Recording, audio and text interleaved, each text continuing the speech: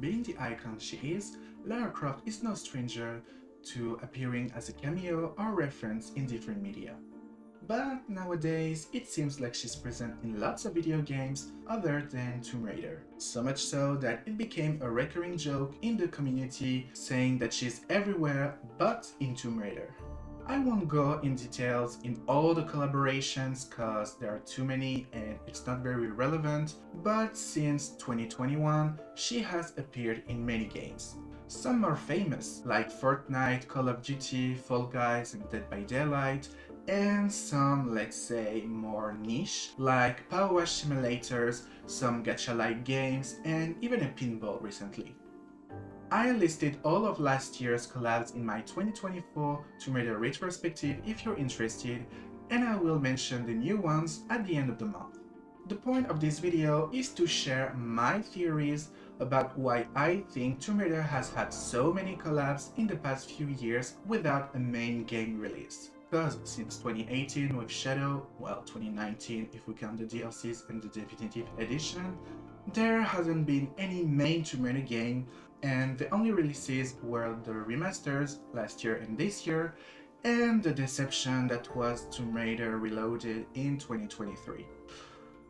No, seriously, just like Relic Run is just a Tomb Raider reskin of an already existing free-to-play pay-to-win game. I will never shut up about it. I was so hyped when the game was announced, and maybe I set my expectations a bit too high. I was maybe thinking it would be like a Lara Croft go-to, but it was not this. So it's with no surprise that the community is eagerly awaiting for a new game. Well, is dying for it with this huge drought. We know since 2022 that a new game is in development with Unreal Engine 5. The same year, Embracer set free Tomb Raider of Square Enix's clutch, and we learned that the game will be edited and published by Amazon Games. The story will be set in the unified timeline they announced during the 25th anniversary, when Tomb Raider was still under Square, but I will talk about this in more details in another video. With the switch from Square to Embracer, some internal changes to the game must have happened, but the base of the story is set.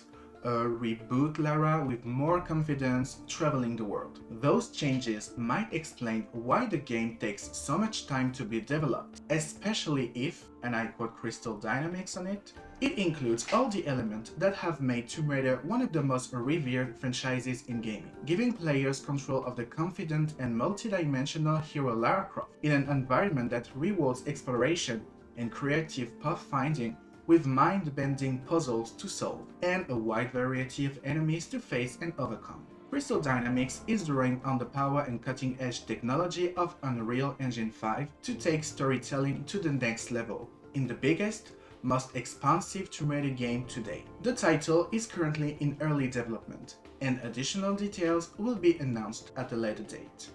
This quote is from 2022. Which is not that long ago, but we can assume that they are no longer in the early development stage. This leads to my first theory that Crystal is sort of buying times by putting all these collaborations in order to feed the fans, let's say that, just to be like, hey, we're still here, don't forget us, we are coming back someday. The second theory is that collaborating, especially with well-known IPs, may bring more players. It can be a good marketing technique, as some players may not know the existence of the most iconic video game character. Hey, it's not me who said that. It's BAFTA and Guinness World Records. Anyways, as long as it doesn't bring us Fortnite's immature fans, cause we already have enough toxicity in the Tomb Raider community, I'm totally fine with this marketing. The first trilogy of remasters sold well. It could confirm the theory, though the second one sold a bit less. But it's maybe because Tomb Raider 1, 2, 3 are generally more known and loved by the general public, and The Last Revelation, Chronicles and The Angel of Darkness more by the core fandom. Pun not intended. But nonetheless, it's sure that new fans are here, whether it's from this collaboration bombing or with the amazing remasters. Some might say that they are multiplying collabs for profit reasons to make quick money, but I don't think so. Yes, they must have royalties with all those microtransactions in these games, but I'm not sure it's actually the most viable income source. Then once again, feel free to correct me, I'm not an economist, just some dumb gay sharing their opinion on the internet. Finally, my last and most plausible theory is that they are making all these collaborations to get us used to the unified Lara's design and probably to test the fans' reactions. The first collaborations were more showing either classic or anniversary Lara or reboot Lara. We got the first glimpse of unified Lara's design with a different kind of collaboration, the live experience in London. In this escape game from 2022, riders were greeted by a life-sized statue of Lara Croft, wearing a classic outfit with a braid. However, her figure is closer to Reboot's Lara. She has the jade pendant from the latest, and her backpack straps are reminiscent from games like Underworld, The Temple of Osiris, Relic Run, and Lara Croft Go. The unified idea was born. We saw it a year later in-game with Fall Guys, though it's just a bean with classic/anniversary outfit, but with a white top under the teal one, the jade pendant from the reboot, and the straps from LAU.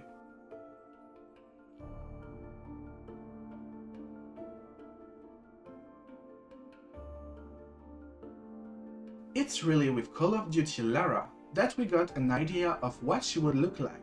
And let's just say that a very known part of the community, Tomb Raider and gaming community alike, were once again very opinionated on how a woman is supposed to look in their tiny bigoted brains. While some people had constructive criticism, whether good or bad, some kept saying that she's masculine while making transphobic comments. I will maybe delve into this in a future video, but let me just state here that any rude comments about Lara's body under this video will be deleted and you will be blocked. But praise be Natla, lots of people are happy about this design, mainly because it takes lots of inspiration from the classic outfits. This design has been used since then, and we're practically sure this is how Lara will look like in the next game. Well, at least she will look similar with maybe a few changes, cause as I said, I'm pretty sure they are testing the waters with the collaborations and adjusting a tidbit. But I don't think we can expect drastic changes from now on. It's a bit too obvious. Or maybe we are being clowned once again? The design was slightly teased in the anime, where she finally gets back her dual pistols. In the Season 2 trailer, she still wears her shadow outfit, but her top appears to be bluer. Well, it looks more blue than the one on the first season, which was gray, and to me her pants seem to be more brown. In the first season, she finally has a backpack, but it's kinda big, and in the Season 2, it seems as small as the one that she has in the classic and the LAU games. We have a picture of her with her iconic classic red specs. And in the trailer of the second season, it seems like she starts with a ponytail and then she has a braid. I'm pretty sure she will be closer to the unified style by the end of the season. And let's hope that she won't do a rise again and won't throw those damn dual pistols. We can also suppose that she will still have the bow and the climbing axes as they appear in the anime and in some collaborations. They've been here for more than 10 years, so it's safe to say they will be part of her accessories in the next game. This could give the player the choice to advance stealthily with the bow or be more frank with the pistols. Personally, I'm fine with the unified look, which is basically Temple of Osiris Lara with a few additions here and there. I just hope she will have more outfits, cause I personally think that the classic outfit is a bit boring, but her appearance doesn't matter to me. In fact, what matters the most is the story and the gameplay. As long as she does acrobatics while fighting monsters and the lore is developed, I'm happy. We're now at the end of this small theory video. Let me remind you that this video is just my opinions/theories on why we see Lara more in other games than Tomb Raider recently. The new game is in development. We might get more information as we approach the 30th anniversary next year. Hey, Red Chronicles editor here. So once again, I took so much time to edit and release the damn video, and we had news and leaks for today's ceremony. So first, we know Lara will be present at the Video Game Awards. She was shown in a Fortnite event. As we can see with this picture, it's classic or unified Lara. She's in a portal or something. It really makes me think of Atlantis in Tomb Raider 1 and Anniversary, with all the machines that incubate eggs. But one person on Twitter saw a similarity with the Soviet machines holding an Excalibur piece in Kazakhstan in Legend. So this image may link to Unified or LAU Lara. I'm also working on a video about unification that I shot and will have to rework after all the news and the season 2 of the anime, but basically I was theorizing that the next game might be either a complete new game or a game taking elements from older games, maybe mixing some classic adventures. There is also this old leak, I think from 2020, of the Tomb Raider 1 reimagining coming back to the table. This leak is linked to the original final cutscene of Shadow, which was patched almost immediately. In it, we can see a letter sent by Natla. This deleted cutscene sparked a debate when there was the leak and also the announcement of the unification in 2021. Well, now it seems like with new leaks, the debate is on again. User J3Y2F said that apparently the new Tomb Raider game will be shown at Video Game Awards, and they also talked about T-Rex and Volcano. But then they said these two elements may not be for Tomb Raider. Another user, Riders Society, also ignited the spark of the Tomb Raider 1 remake. They made another tweet showing a picture of apparently someone at Crystal Dynamics answering someone on some kind of forum. Apparently there will be more than one thing announced. There was also a leak talking about the next game being set in India. I think it's this one. I tried to search it quickly, but we've heard about the game being set in India, and I've seen some people on social media talking about the fact that Tomb Raider 1 starts basically in India, as the first cutscene is in Calcutta, and this will be a dream, but if it's a reimagining or an extended remake, maybe there will be an adventure in India before Peru, maybe even fighting the Bigfoot, even though Bigfoot is not in India, but we can expect anything, I guess. These leaks must of course be taken with a grain of salt, but it's not the first time that we hear about another Tomb Raider 1 remake. It would be cool for the 30th birthday, though I know we already have anniversary. But this Tomb Raider 1 thing could be like the first leak in 2020, a reimagining, so not really a remake,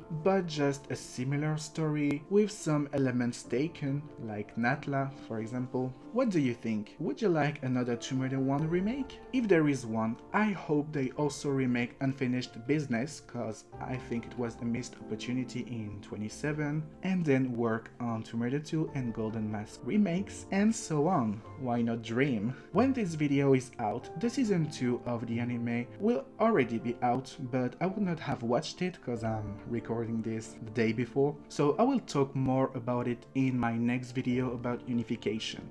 For my predictions for the Video Game Awards that will occur a few hours after this video is up, well, I think there will be a few words on the anime season 2, like it's out now, go watch it. Maybe a few words on the upcoming Amazon series, like revealing more members of the cast for games. We may have an announcement for the LAU remasters, as they've been talking a lot about them recently on social media. Though I know Anniversary was recently released on PlayStation Plus, but on January will be released the first issue of the new Tomb Raider comics, Sacred Artifacts, that is in the unified timeline, as we can see with her outfit. We know it takes place after Underworld's events, so LAU must be presented in some way today. Then there might be a picture or a very short video about Tomb Raider 12, and maybe a date, like for 2026 or something like that. And finally, before or after the Tomb Raider 12 announcement, Maybe something about a Tomb Raider 1 remake reimagining, or about a Tomb Raider 2 remake, as some people may think. Alexandre Serel, who wrote a book on Tomb Raider history, heard rumors some years ago about a Tomb Raider 2 remake. At this point, we can expect anything, and I think it will be big to kickstart the 30th anniversary. We'll see, and I will see you, or talk to you, in the next video.